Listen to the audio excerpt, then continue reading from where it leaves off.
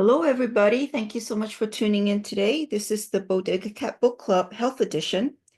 And today we're going to continue our reading of Never Be Sick Again by Raymond Francis. And this will be, we'll be reading chapter 6, and this will be part 4.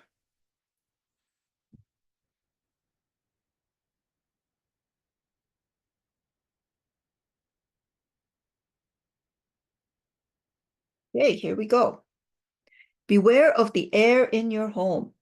We have already discussed how toxic your food pantry and cupboards may be, but your home, while it may be your castle, may be more like a toxic waste dump. In fact, our greatest exposure to volatile organic compounds occurs in the home. Toxicity from indoor air pollution affects most Americans' health to some degree and produces a wide variety of symptoms, including anxiety, depression, fatigue, headaches, poor concentration, and mental acuity, and bodily aches and pains. When people complain of these symptoms to their doctor, however, indoor pollutants are almost never suggested as a probable or even possible cause. Learn to recognize toxins in your home. Seemingly benign items can produce dangerous toxins that pollute your indoor air, such as the off gases of mattresses. I bought a mattress one time. I had a headache for a whole year. I didn't know at the time, but that was 1 year of headaches. Dang. Pillows, televisions, clothes, furniture, carpets, and tap water. Toxins from these sources expose us to even higher concentrations than outdoor air pollution. In fact, the level of indoor pollutants in your home may be hundreds of times greater than outside air. Because most Americans spend about 90% of their time indoors, this toxic load can substantially contribute to toxic overload, resulting in disease. Just a little plug here. One of the things about the energy enhancement system, the EE system, you guys can check it out at eesystem.com, is that it cleans out these pollutions in the home. So just a little plug. As mentioned earlier, I used to suffer from an extreme case of multiple chemical sensitivities, and I was easily incapacitated by exposure to even minute quantities of toxins in my own home. I was able to restore my health only after years of minimizing toxins and improving my nutrition. One of the most profound things I learned from my illness is that all of us are chemically sensitive in varying degrees. Cleaning supplies, too, very toxic. I had a former housekeeper whose mom, she was also in the cleaning business. Didn't wear gloves, nothing like that. She had cancer. I'm not saying it's correlated, but it kind of makes you wonder, doesn't it? This experience led me to research how the fumes from cleansing agents, air fresheners, fragrances, and body care products injure our delicate detoxification mechanisms and use up the body's nutrient reserves that are required to operate these systems and prevent toxic damage. There are multiple sources of indoor pollutants: new carpets, new paint, household cleaners, furniture, mattresses, copy machines, printers, electronic equipment, dry cleaning, newspapers, magazines. Anything you can smell that is not a natural smell is probably toxic. The longer you breathe it, the more concentrated it is, the more damage it inflicts. Indoor air is a health risk because of the combined effects of multiple toxic sources concentrated in a confined space. Few people know better the incredible amount of damage that can be done by indoor air pollution than Sally, a young newlywed. Sally was truly brought to my office. Her husband had to carry her from their car. She did not have enough energy to walk or even to hold her head up straight while seated. Sally was suffering from acute chronic fatigue, a condition that physicians are not trained to recognize or understand. She and her husband had already spent many thousands of dollars on consultants with physicians and diagnostic tests. Unable to find anything, quote, physically wrong, Sally's doctors referred her to a psychiatrist. Of course, they all think that we're crazy. Of course, Sally was not crazy, but she was very sick.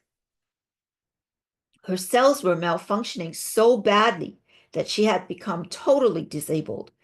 The couple's responses to my questions, in addition to my own experience with chemical sensitivity, allowed me to understand what was wrong. First, like most of us, Sally had frequently been given antibiotics throughout her life. Antibiotics cause fundamental and damaging changes to human physiology. This intake resulted in a heightened susceptibility to environmental toxins.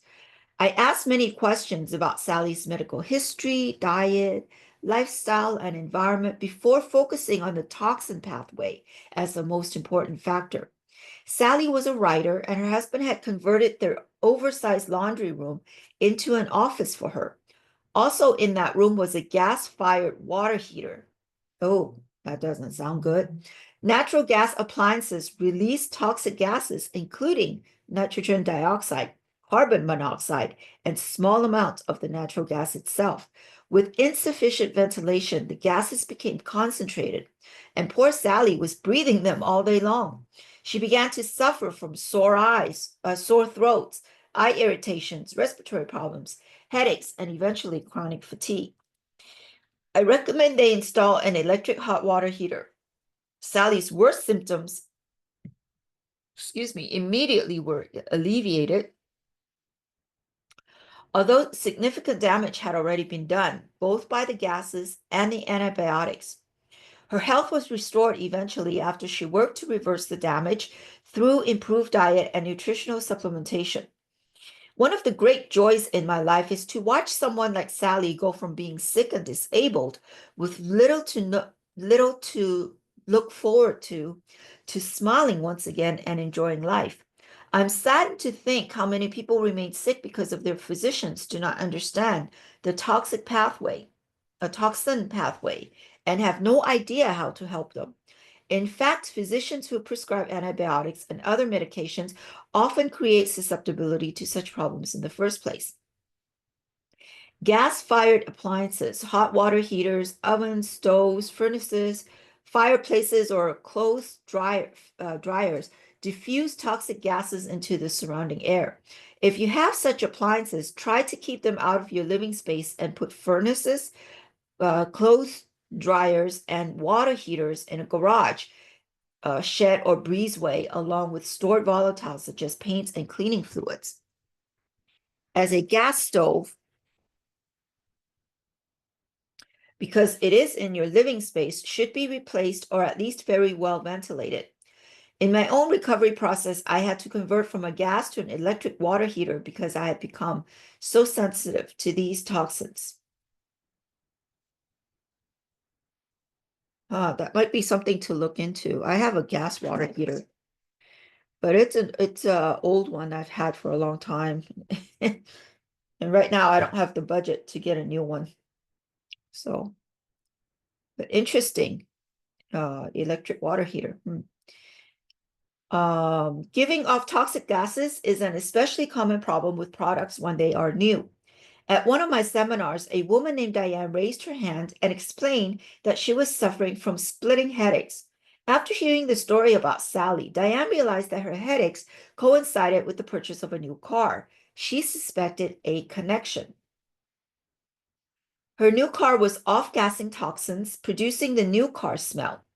Diane's family had two cars, so I suggested that she drive the older car until the odor subsided. Her headaches went away. Some highly sensitive people retrofit their cars with safer materials. Consider the risk of new products: new carpet, freshly painted room, a new TV set, and new mattress. New products give off high levels of toxic chemicals. With the passage of time, the volume of toxic chemicals being off-gassed drops dramatically. Often you can accelerate the off-gassing process simply by applying heat. For example, the chemicals contained in a new car's plastics, adhesives, and seating materials pollute the interior air of the car.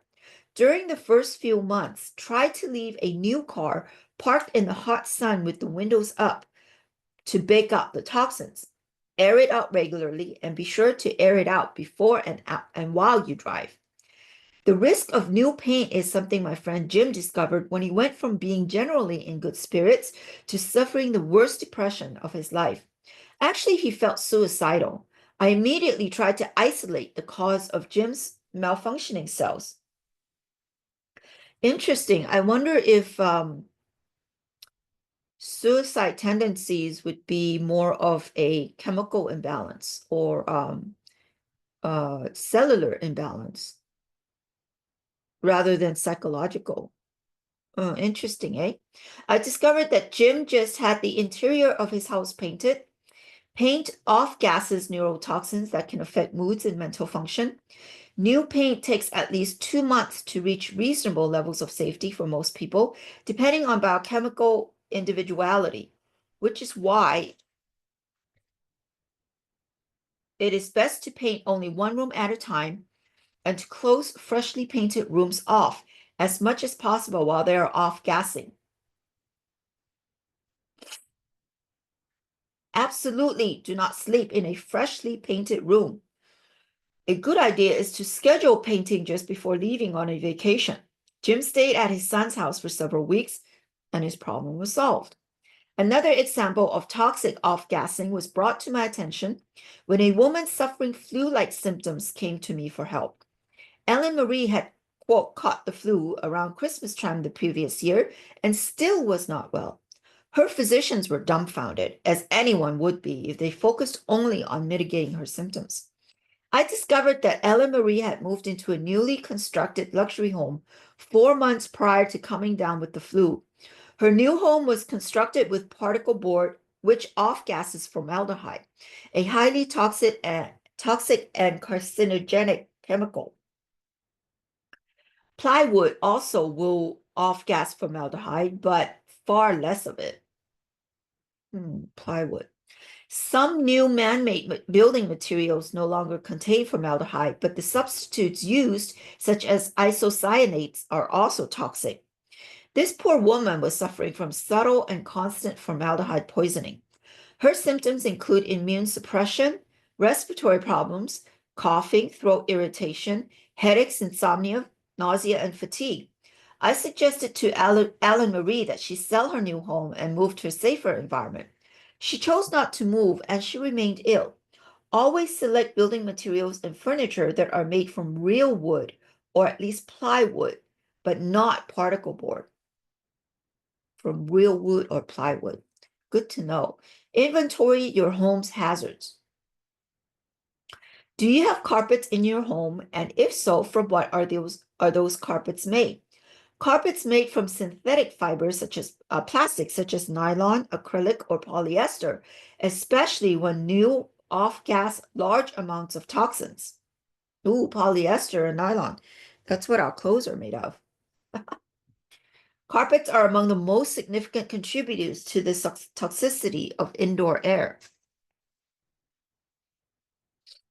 The plastic fibers used to make carpets are very thin, thus creating an enormous amount of surface area from which off-gassing can occur. Chemicals used in the adhesive backing and those in the foam padding underlayer also off-gas. Carpets are treated with toxic soil and stain repellents, moisture repellents, moth-proofing, and other finishes. These chemicals are effective for their intended purposes, but toxic. An important consideration if you're looking for new floor coverings or considering a move into a newly carpeted space. That new carpet smell is toxic, and the best solution is to use carpets made only of natural fibers. Wool is a good choice, though make sure it is not treated with toxic moth-proofing chemicals. Hardwood or tile floors with natural fiber area rugs are good alternatives.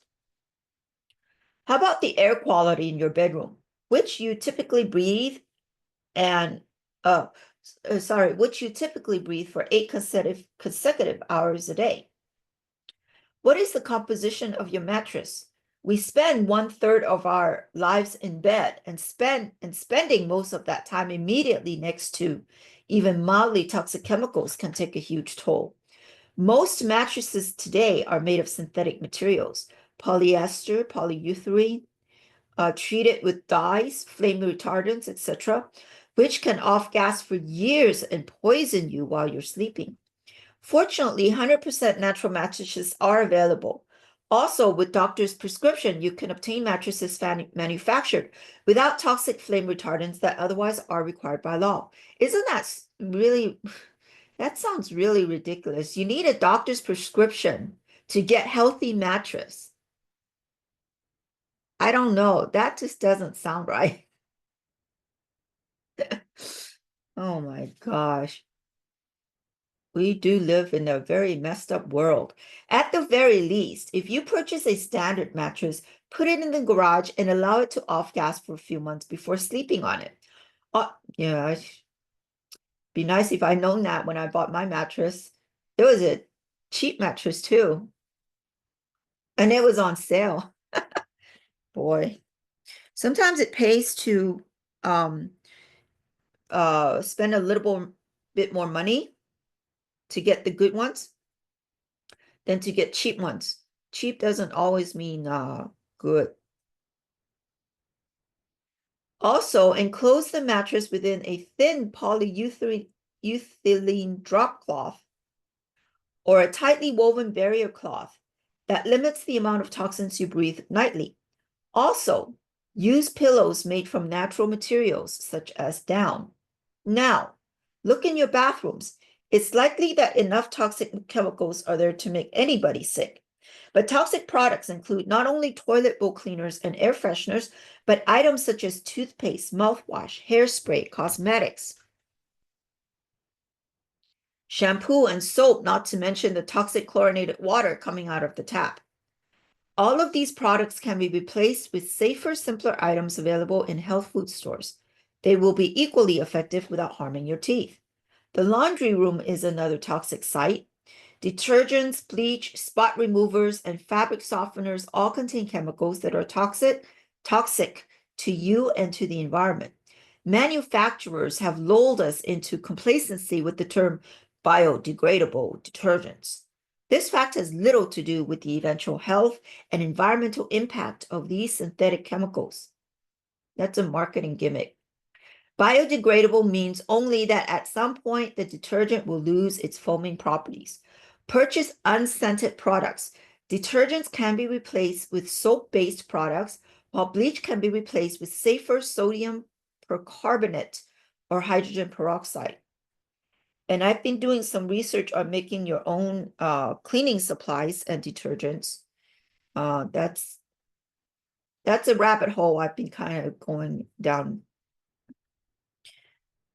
And I use using essential oils and baking soda and stuff like that.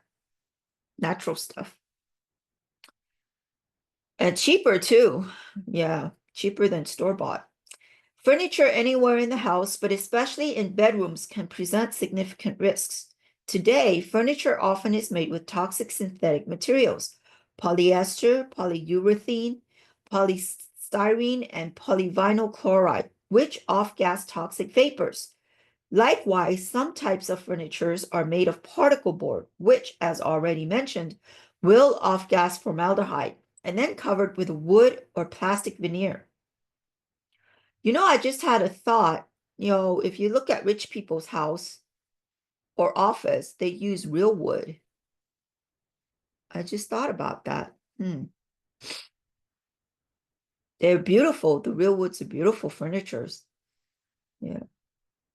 Anyways, that was a little aha moment for me. Alarmingly, most children's furniture is made with toxic particle board. That makes you wonder if rich people know something that we don't, right? I'm sure they do. I'm sorry, I'm going down a lot of squirrels today. One study showed that introducing particle board furniture into an empty house tripled the formaldehyde levels in the air. This problem can be particularly acute in mobile homes, where everything may be made from particle board. Buy furniture made from natural materials such as solid wood or metal furniture. Oh, buy furniture. You want to buy furniture made from natural materials such as solid wood or metal furniture. If this option is too expensive, consider used furniture made of these materials. Even the clothes you wear can be toxic. I was just talking about that. Have you ever gone into a clothing store and noticed the chemical laden atmosphere? Most clothes today contain or are made of toxic synthetic fibers such as nylon, polyester, acrylics, or spandex, which will affect you adversely as you wear them and also contribute to toxic indoor air. Clothes that often treated with dyes, formaldehyde finishes, permanent press, and moth-proofing pesticides. Dry cleaning clothing brings toxins into your household and close to your body. Clothes that have been dry cleaned should always be aired out before they are put into a closet or worn. Laundry detergents and fabric softeners can also be problematic. In fact, many people are quite sensitive to detergent residues. Have you ever walked down the detergent aisle in the grocery store and had your eyes, nose, or throat feel irritated? Yes, that's happened to me. When I walk down um supermarkets, like okay, I'm gonna name some names now. Like Ralph's or what's the other one? Albertsons. I hardly go to those stores at all. Um, I almost shop exclusively at Trader Joe's. Even Trader Joe's, you have to kind of watch because they have they have organic and non-organic, and a lot of times they put them together, so you can't really tell the difference if you're not paying attention. So I thought that was kind of tricky. And Sprouts, sometimes I go to Sprouts, but they're a little out of my budget, so I really don't go there unless it's an emergency or if they have something that I want that Trader Joe's doesn't. Another place I shop is Smart and Finals, but they don't have a lot of organic stuff either. They just have it a small section and that's it. Most of the other, I think like 85% of their store are all toxic stuff.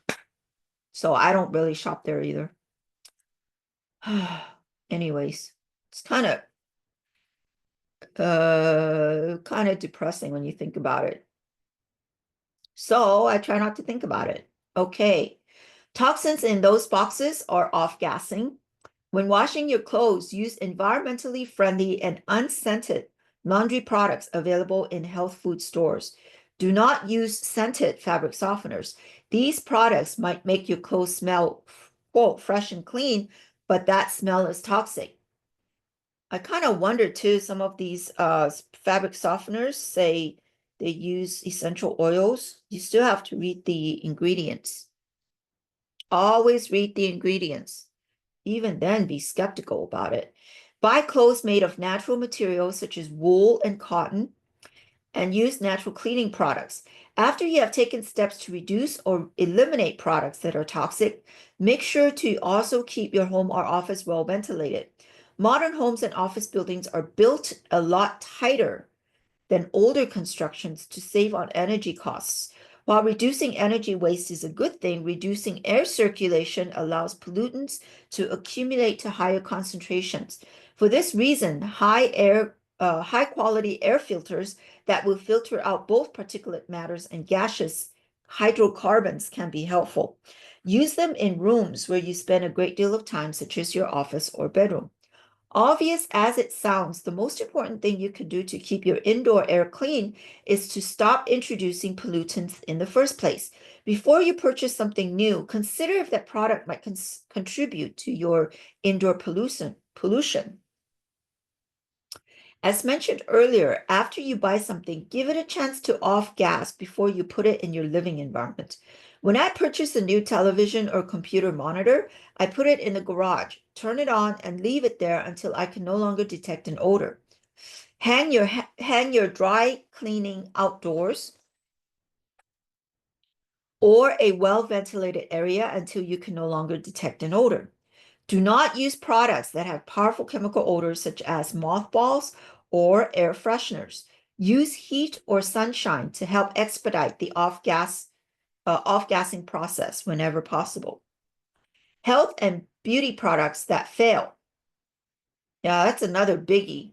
They put a lot of toxins in those makeup. I haven't put makeup on for years and years and years and years and years. But, can you imagine a lot of these women put like heavy makeup on every day? Oh my goodness. Your skin provides enormous protection from microorganisms such as germs, but skin also is designed to be permeable, allowing certain molecules in and out, which is good news when the skin allows antioxidants in to protect against the sun and allows toxins out through the sweat and oil glands. However, easy access also allows environmental toxins to penetrate. Personal care products are the largest source of toxic absorption through the skin and mucous membranes. One study found that 13% of the commonly used cosmetic preservatives, BHT, butylated hydroxytoluene, is absorbed by your skin. Chemicals found in everyday personal products such as perfume, cologne, shaving cream, skin lotions, aftershave, toothpaste, soaps, shampoos, deodorants, nail polish, all types of household cleaners and so forth can be absorbed quickly and produce effects that are toxic or even carcinogenic, especially when these toxic substances are combined. When I was suffering from severe chemical sensitivities, I found, much to my surprise, that the brands of toothpaste, shampoo, deodorant, and skin lotion that I was using were all quite toxic. Products such as lotions, conditioners, and makeup, especially when left on the skin for long periods of time, expose you to significant amounts of toxins, which can bioaccumulate, poison your cells, and cause disease. I always believe in going natural, just the way God intended. Some people, I tend to see people without makeup, especially women. They're very beautiful too.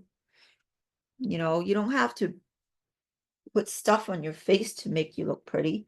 People are already pretty. Most common products sold to preserve and protect the skin, in fact, actually contain chemicals capable of damaging the skin. Virtually all commonly available cosmetic and personal care products contain ingredients such as preservatives and colors that are known to present problems. Now I'm seeing a lot of advertisements for skincare for men. And I'm thinking, what the heck is that all about? Anyways, many preservatives contain or release formaldehyde, a known toxin and carcinogen. Various parabens, a specific class of preservatives, have been shown to damage deep layers of the skin worse than severe sunburn, which causes the skin to age prematurely and even cause cancer. And even can cause cancer. Artificial colors have been shown to be carcinogenic, not only when ingested, but also when applied to the skin. Yet people voluntarily put these personal care products on their skin daily, unaware that these products contain toxic and potentially carcinogenic ingredients. By using products such as sunscreen and lotion, people are putting cancer-causing chemicals on their skin, then wondering why they develop skin cancer or why their skin is aging so fast. Wow, that's crazy. Choosing safe personal care and cosmetic products means reading labels carefully and learning about the health consequences of ingredients. Effective products are on the market that are high in quality and safety. The overwhelming majority, however, contain a variety of toxins that should be avoided. Some of the common toxins to look for and avoid include artificial fragrances, colors and flavors, formaldehyde, phenol, trichloroethylene, BHT, BHA, EDTA. These are all names that does not sound natural at all. Cresol, detergents, glycols, parabens, sodium laurate, lauryl sulfate, and nitrates, nitrosamines. Perfumes and other fragrances also cause problems. Traditionally, these products were made from flowers and herbs, But since World War II, most fragrances and perfumes have been made from synthetic petrochemicals, many of which are officially designated as hazardous materials. And they still use it. That's crazy. In fact, about 95% are synthetic, and more than 80% of the ingredients used in fragrances have never been tested for human safety. When they have been tested, many are found to be neurotoxic and even carcinogenic. Meanwhile, because of trade secrets, manufacturers are not required to list any of these toxic ingredients on their product labels. I think they should. I hope that changes with RFK in charge. I don't know. We'll see. We'll see what happens.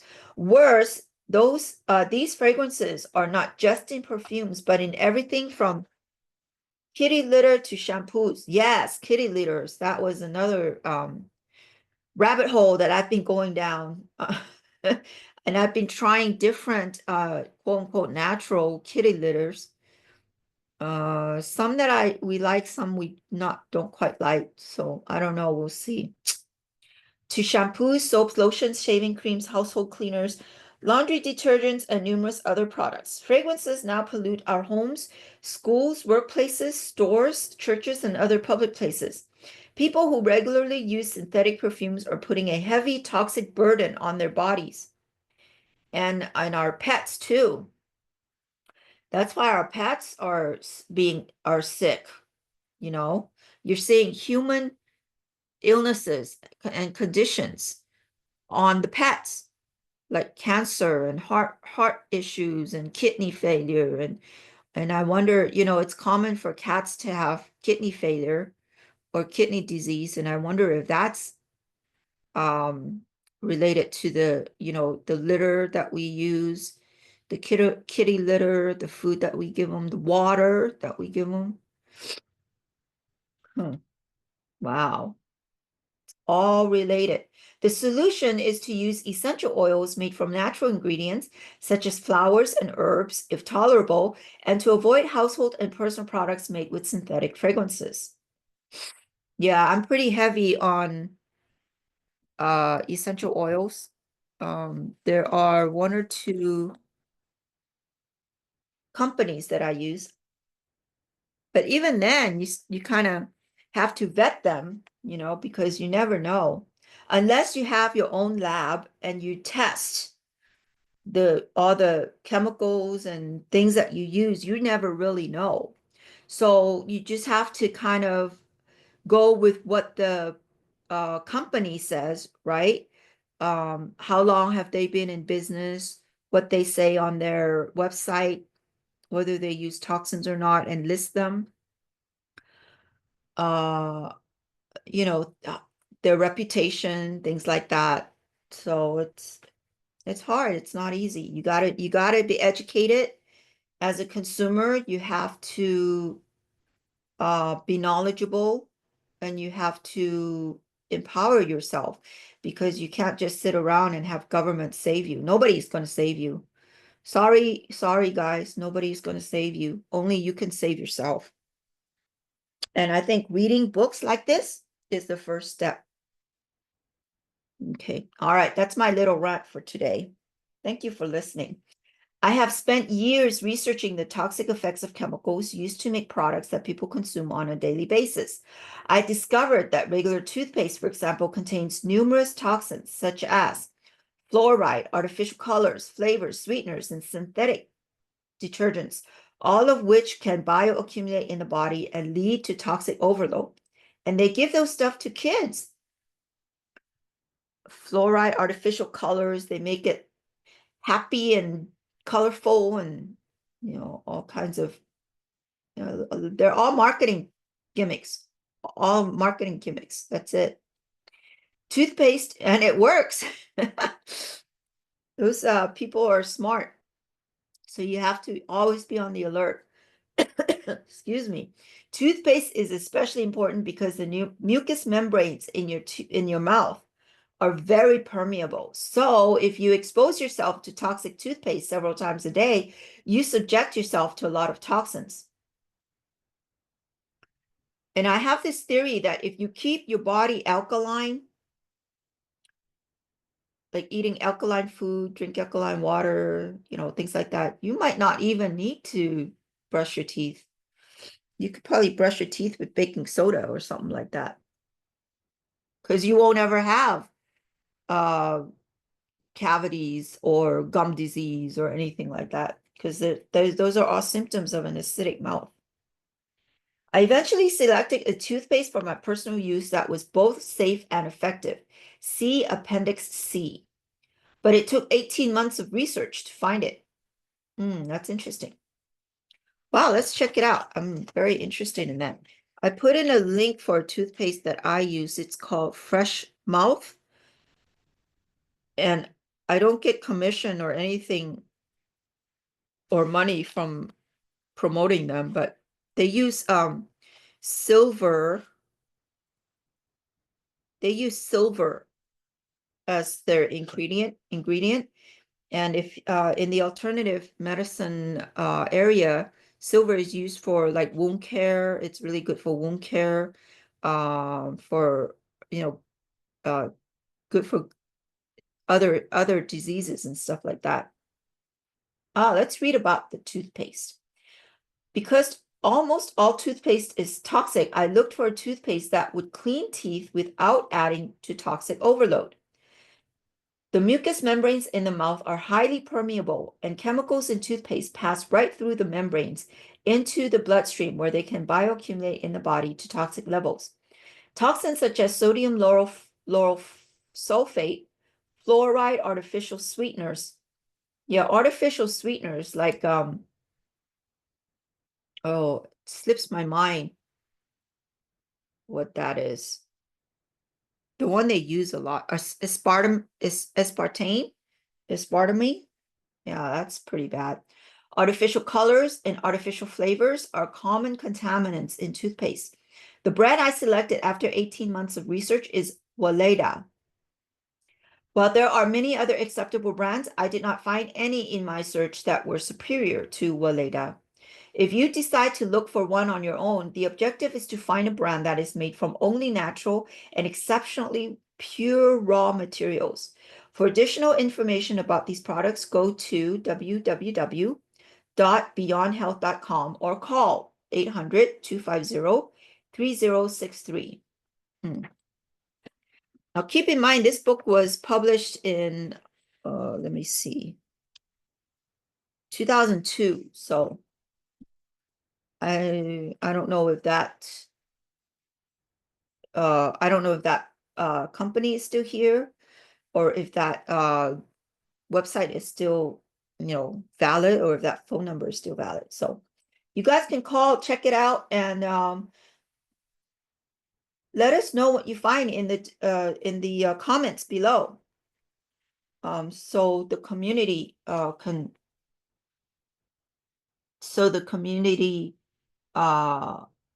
can know what's going on.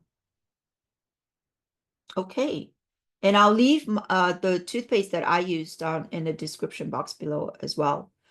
Like I said, I don't get any money or commission from them, but they're just pretty interesting. Healthy. That's what I was trying to say. Okay, anyways. Oh, where was I? Oh, boop, boop, boop. Where am I? Let's start with the paragraph again. Toxic chemicals used for detergent and foam generating properties are present in most toothpaste, as well as in many other personal care and household products. When these toxins, sodium lauryl sulfate, sodium cetosulfate, and sodium laureth sulfate, are placed on the surface of the body, they can cause eye irritants, skin rashes, hair loss, scalp flaking, similar to dandruff and allergic reactions. These chemicals are known to be irritating to the skin and are used to irritate the skin in laboratory experiments. Think about what happens when your highly sensitive gum tissue comes into contact with a known irritant like sodium lauryl sulfate in your toothpaste. Could this factor be contributing to our epidemic of gum disease? Yeah, and keeps the dentist in business, isn't it? That's another, you hear about the military industrial complex, then you got the medical industrial complex, and dental is one of them, is part of that subcategory of the medical industrial complex, as well as veterinary science, I guess, the vets, right? Doctors for our pets. Eye ophthalmology, that's another subsidiary or subcategory of the medical industrial complex. Wow. These all need to be, what's the word I want? Revamped. These man-made detergents pass through the skin and mucous membranes and bioaccumulate in fatty tissue. Eye tissue, for example. Is there a possible connection between the sodium lauryl sulfate found in toothpaste and our epidemic of macular degeneration? Oh, that's interesting. I talked to a couple people with macular degeneration. A disease in which cells in the central part of the retina degenerate and the leading cause of blindness in people over age 55. The focus of manufacturers is always on marketability. It's always about the money, isn't it? Business and money. I want to take away money and see what happens. See what happens. I think people would be more, I don't know, that's a very interesting theory. Take away the money, which is the common denominator for to enslave us, right? Excuse me. Anyways, sorry, I'm going a lot of squirrel today. So they often try to disguise these synthetic and toxic ingredients by making them seem natural. Labels will often state something like sodium lauryl sulfate derived from coconut. That even sounds funny. Sodium lauryl sulfate is like a chemical name and then derived from coconut. Regardless of derivation, they are toxic and can accumulate easily in your tissues to levels that cause cellular malfunction and disease. People choose antibacterial soaps thinking they will protect them from germs, but the germicide in the soap goes right through the skin and bioaccumulates in tissue. In fact, these toxic chemicals designed to kill cells are now showing up in alarming amounts in human breast milk, and infants are much more susceptible to toxins. As always, the solution is to choose safe natural products, usually available at health food stores and specialty stores. Baby formulas too, those are pretty dangerous, and we feed them to babies. There are high quality, there was a time, sorry, another squirrel. There was a time where there wasn't, I think like a couple years ago, there was like all the baby formulas there was shortage of baby formulas. And I wonder if that might be a good thing. Get rid of all the toxins in that baby formulas. I don't know. You never know. There are high quality certified organic hair and skincare products available, and I recommend you use them. See Appendix C for my personal choices. And we will stop here for now. Boy, this is a really good section. I can probably go back and take notes, kind of go through and digest it a little bit, because he went through a lot of stuff, a lot of good information. Anyways, I hope you enjoyed that. And if you take action in any of these sections in your house, like going through your house and doing some experiments, I always say be your own scientist, right? Take what you know, educate yourself, take that knowledge and put it into action. Because if you don't apply it, then it doesn't do anything, right? You have to apply it. You have to apply it to see if it works and to see if it works for you. And if yeah, so share it in the comments below what you did, what works, what doesn't. Share it with the community. And as a community, we can all educate ourselves together, grow together, and be healthy together as a community. That would be great. All right, so I hope you guys enjoyed that. And we will continue. This is a long chapter, so we'll continue next week. And in the meantime, I hope you guys all have a great day. All right, bye-bye now.